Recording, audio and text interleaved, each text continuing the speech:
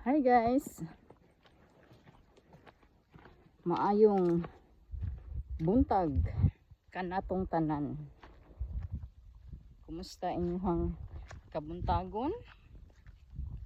Gaw? Kumusta imong kabuntagon gaw? Ayaw gaw. Ayaw gaw. Manlugsong na pud ta gaw. Kini among bisyo guys. Ubay-ubay gini. Muhike na pud ta sa kabukiran.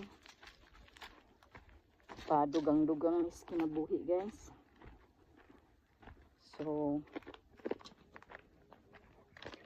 nagampo ta nga muuwan kay aron nga mapuno atong mga baril sa tubig. Wala man tay tubig diri sa bukid guys. Panaawa guys. Ang atong kadalanan yan ay dagom. Hindot kayo ang dagom guys. Yan. So hinaot na kamong tanan naka-hike, no, naka-exercise tong adlaw. Hindi na rami gisingot diri sa bukid guys. Sige og luhag. Basta naata sa bukid guys, taghantag mahimo. No, pwede ta mananom.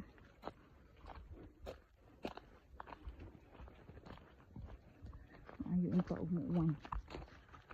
Matay lagi to kiso. Kaman. Kana bang kahoy matay. Wala. Tandog na ba sige gabsa na ba hello.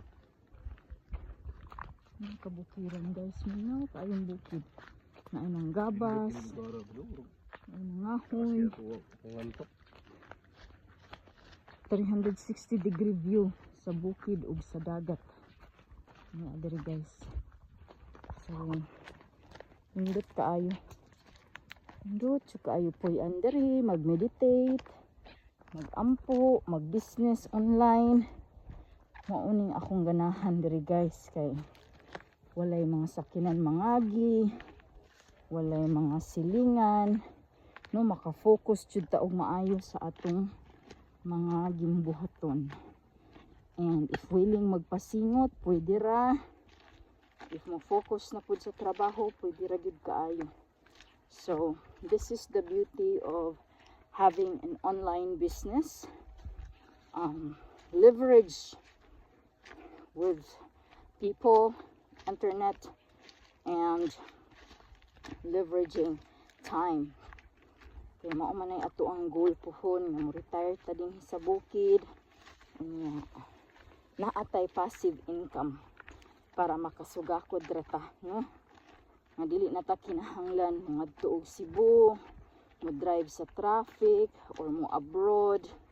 So mao ni nga I am working hard to network online so that I could be here in the mountains and be able to still have access to making money online to give us financial freedom while we live the life that we want, which is here in the mountains.